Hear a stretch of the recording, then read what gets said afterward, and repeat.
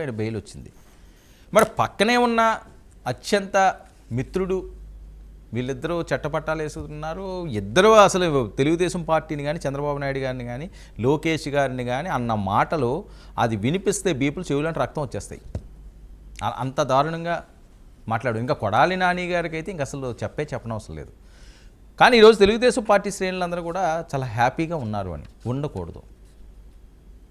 ఎందుకంటే ఎందుకు కొడాలి నాని గారికి గుండెపోటు వచ్చిందని ఉదయం నుంచి జరుగుతున్న ప్రచారం పెద్ద ఎత్తున.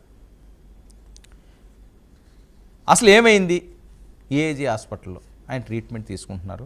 పేరు నాని గారు వెళ్ళారు, ఆయన్ని పరామర్శించారు, ఐసీయూలో ఉంచి ఆయనకి ట్రీట్మెంట్ ఇస్తున్నారు.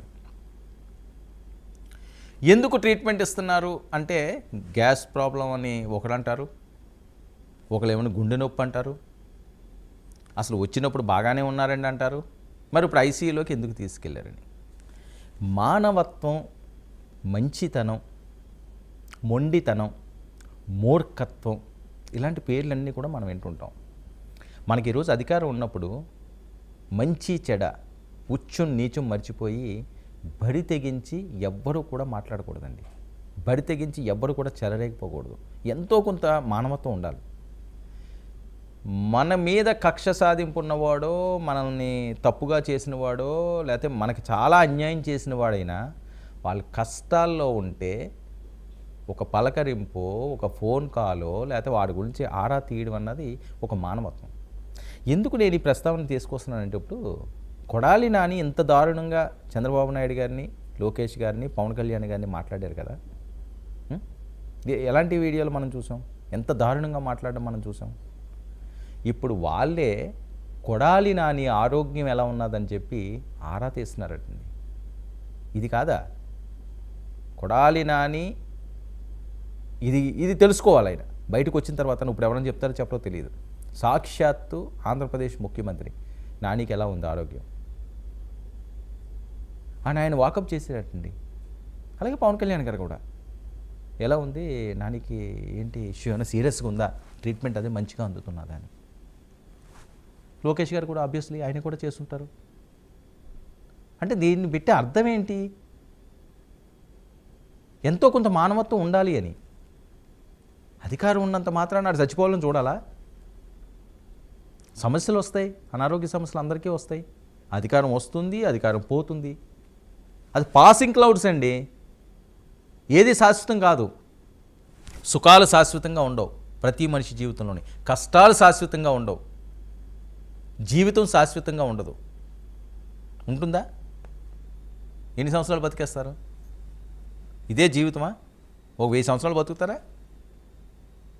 ఒక 200, ఒక 150, 100 బతికే వాళ్ళు ఉన్నారా ఈ కాలంలోని? కోట్లో ఎంతమంది ఉన్నారు? 60, 70 తప్పితే 80, మ్యాక్సిమం 90.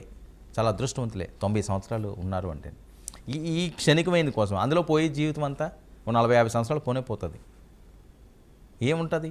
చదువుకోవడం, ఆ తర్వాత పెళ్ళిళ్ళు, ఆ పిల్లలు, వాళ్ళ పేరెంటాలు, వాళ్ళు పుట్టడం, వాళ్ళ మానవాళ్ళు, వాళ్ళు కష్టాలు సుఖాలు, మనిషి జీవితం అంతా ఇలాగే గడిచిపోతుంటుంది. దీంట్లో కక్షలు, కార్పణ్యాలు, పగలు, ప్రతీకారాలు, కడుపులో కత్తులు పెట్టుకుని కౌగులించుకోవడం ఏమీ తెలియనట్టుగా, ఇవన్నీ అవసరమా? సో దాని నుంచి బయటికి రావాలన్న దానికి ఒక బెస్ట్ ఎగ్జాంపుల్ ఇది. చంద్రబాబు నాయుడు గారు, పవన్ కళ్యాణ్ గారు వాకప్ చేయడం ఎలా ఉంది అని. ఎందుకంటే తెలుగుదేశం పార్టీ నుంచి వచ్చిన వ్యక్తి అది. వాళ్ళు మర్చిపోలేదండి అభిమానాల ఆప్యాయతలని. అందరూ బాగోవాలని కోరుకుంటున్నారు. కొంతమంది అదే పరిస్థితుల్లో ఆయన జైల్లో ఉన్నప్పుడు ఇదే నాని ఏం మాట్లాడాడు? దోమలు గుట్టేస్తున్నాయట చంద్రబాబు నాయుడికి. దోమలు కాకపోతే రంభా ఊర్వశులు వెళ్తారా ఆయనకి సపర్యలు చేయడానికని ఏమో మాట్లాడాడు. అది పెద్ద ఎత్తున వైరల్ అయిందా బయట. మరి ఏంటి దీనికి ఏమనాలి? 70 ఏళ్ళ పైబడిన వ్యక్తి జైల్లో ఉంటే, మీ నాయకుడు, మీ ముఖ్యమంత్రి, మీరు కళ్ళ దగ్గర నుంచి ఆయన ప్రభుత్వంలో మీరున్న వ్యక్తి, ఆయనతో పాటు రాజకీయంగా జర్నీ చేసిన వ్యక్తి, ఓనమాళ్ళు నేర్చుకున్న తెలుగుదేశం పార్టీ జాతీయ అధ్యక్షుడు ఆ రకంగా ఉంటే అంత కక్ష ఏముందండి మీ ఇద్దరికీ? ఎవరి కోసమో ఎవరో ఏదో చేస్తారనో లేకపోతే 4 నవ్వుకుంటారనో 4 వీడియోలు వైరల్ అవుతాయనో మీ స్టైల్ చూపించారే ఈరోజు